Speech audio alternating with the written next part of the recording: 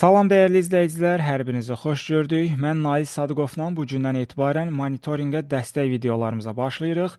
İlk öncə monitorinq imtahanı verəcək 4-cü sinif şagirdlərimizə bol-bol uğurlar arzulayıram. Ümid edirəm ki, müəllimlərinin və özlərinin il boyu çəkdikləri əziyyət yerdə qalmaz inşallah. Dəyərli dostlar, artıq bizim monitorinq test toplumumuz da hazırdır. Ekrandan görürsünüz, əslində bayaqdan, yəni sol tərəfdə qalan kitabdır.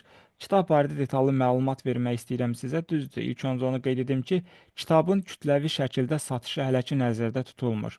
Yaxın müddətdə bu barədə detallı məlumat sizlərlə paylaşılacaq.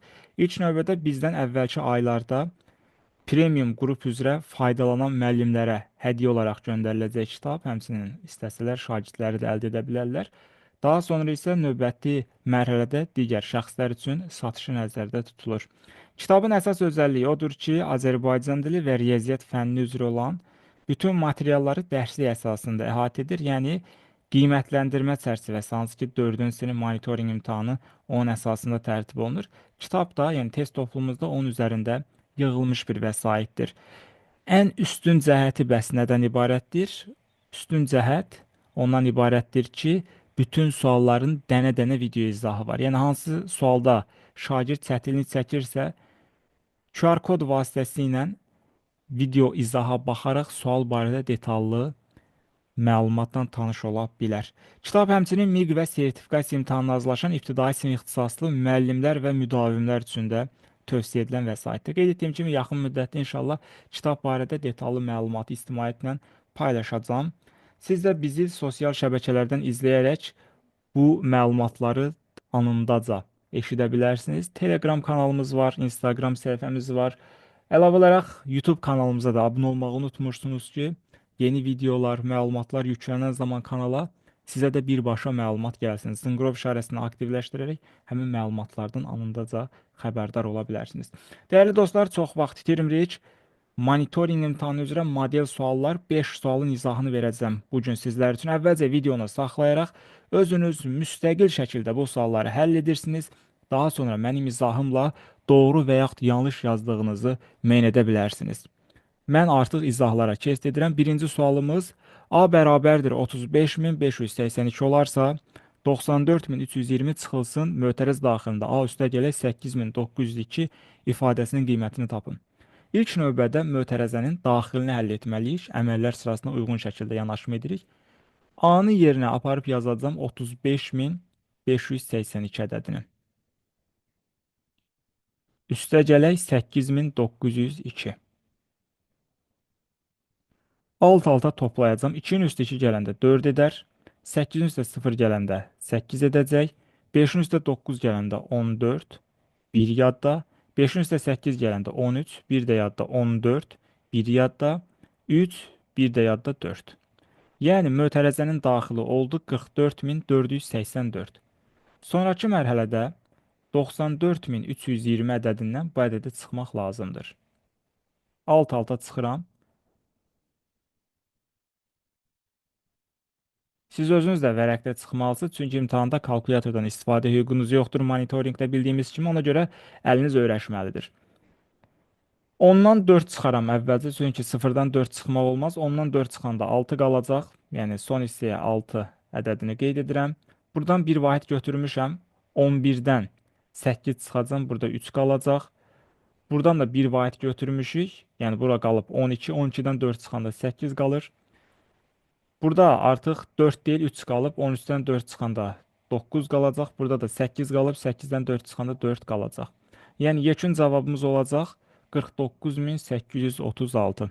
Bu da uyğun gəlir D variantına. Birinci sual düzgün cavab D variantıdır. İkinci sualımız icebergin kütləsinin 10/7 hissəsi suyun altında. Qalan hissəsi isə suyun üstündədir. Kütləsi 1020 ton olan icebergin suyun üstündə qalan hissəsi neçə tondur? Deməli, kütlə bəllidir 1020 ton. Bunu əvvəlcə 10-a böləcəm. 1020-ni 10-a bölməyin asan qaydası var. Ümumiyyətlə, bütün ədədləri 10-a böləndə bildiyimiz kimi sıfırlar varsa bu şəkildə silə bilərik. Yəni, cavab olacaq 102. Hər bir hissə icebergdə 10 dənə hissəyə bölsək 102 tondur. Və bunun 7 hissəsi suyun altında qalır. Bizə isə lazımdır suyun üstündə qalan hissəsi. 10-dan 7-si suyun altındadırsa, ondan 3 dənəsi suyun üstündədir. Növbəti mərhələdə 102-ni 3-ə vurmaq lazımdır. 102-ni 3-ə vursam, 3-ü 2-yə vuranda 6 edər, 3-ü 0-a vuranda 0, 3-ü 1-ə vuranda 3. Yəni doğru cavabımız olacaq 306 ton. Üçüncü sual. 3-dən sonra gələn 4 ardıcıl sadə ədədin zəmini tapın. İlk öncə dəyərli dostlar, sadə ədəd nədir? Onu xatırlayaq. Sadə ədəd odur ki, yalnız özünə və 1-ə bölünən ədədlərdir. 3-dən sonra gələn ədədimiz 4-dür. 4 sadə deyil, çünki 2-yə də bölünür. 5 sadə ədəd olacaq. Sonra 5-dən sonra 6 var, mürəkkəbdir. 7 sadə ədəddir.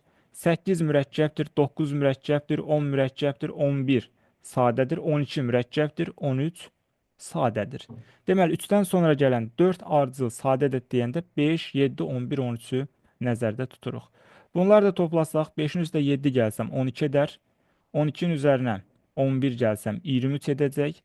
23-ün üzərinə də 13 gələndə 36 cavabını alacağım. Doğru cavabımız C variantına uyğun gəlir. Dördüncü sual. 42713 ədədini hansı mərtəbəyə qədər yuvarlaqlaşdırsaq ədəd azalmaz? Əvvəlki sınaqlarımızda bu tipli suallardan çox qarşınıza çıxa bilər. Yəni, populyar olan sual tiplərindən biridir. Ümid edirəm artıq hər kəs bunu doğru şəkildə yazmağı bacarır. Burada 7-ni görən kimi dərhal yüzlüklər mərtəbəsini yazmaq olmaz. Bu çaşdırıcı məqamdır. Ədədi təkrar olaraq burada qeyd edirəm 42713. Hansı mərtəbəyə qədər yuvarlaqlaşdırsaq ədəd azalmaz. Yəni, ya sabit qalar, ya da artar. Digər mərtəbələrə qədər yuvarlaqlaşdırsanız, görəcəksiniz ki, ədəd azalır. Amma ki, minliklər mərtəbəsinə qədər yuvarlaqlaşdırsanız, ədəd artacaq. Niyə belə olur? Minlikdən sonra gələn rəqəm, yəni yüzlüklər mərtəbəsindəki rəqəm 7-dir. 7 rəqəmi 2 rəqəminə kömək edir, onu artırır. Yəni 2 olur 3. Burada qalan bütün rəqəmlər isə sıfırlarla əvəzlənir. Yəni cavab olacaq 43.000. Ədəd azalmadı, əksinə artdı. Ona görə doğru cavabımız 4-cü sualda C variantına uyğun gəlir. 5-ci sualımıza baxırıq. Nöqtələrin yerinə ardıcıl olaraq hansı ədədlər yazılmalıdır? 4 bucaqlı piramidanın açılışında 4 bucaq, 3 bucaq var. Yəni biz saylarını tapmalıyıq. 4 bucaqlı piramida ümumi olaraq şəkil formatında da göstərim sizə. Belə bir fiqurdur. Buradan bir nöqtə götürə bilərik. Deyək ki, bu hissədən çəkirəm. Belə. Buradan bura gəlsin. Buradan bura. Buradan da bura. 4 bucaqlı piramidanın açılışı mərkəzdə bir dənə kvadrat olacaq və yaxud 4 bucaqlı deyək. Bu düz bucaqlı da ola bilər. Şərt o deyil, kvadrat olsun. Kənar hissələri isə 3 bucaqlardan ibarət olacaq bu şəkildə. Deməli, bunun açılışı zamanı diqqət yetirsəniz, bir dənə 4 bucaq var və 4 dənə 3 bucaq var. Düzgün cavabımız nə olacaq? 1 və 4. D variantı düzgün cavab olur. Belə dəyərli izləyicilər, bununla da izahımız yekunlaşır. Amma siz hələ də kanalımıza abunə deyilsinizsə, kanalımıza abunə olursunuz, zınqrov işarəsini aktivləşdirirsiniz, videomuzu bəyənirsiniz, videolarımızı paylaşırsınız ki, hər kəs faydalansın. Həmçinin siz də növbəti videolardan xəbərdar olasınız. Videonu izlədiyiniz üçün hər birinizə minnətdaram, sağ olun. Bir sonraki izahlarımızda görüşərik. Hələlik.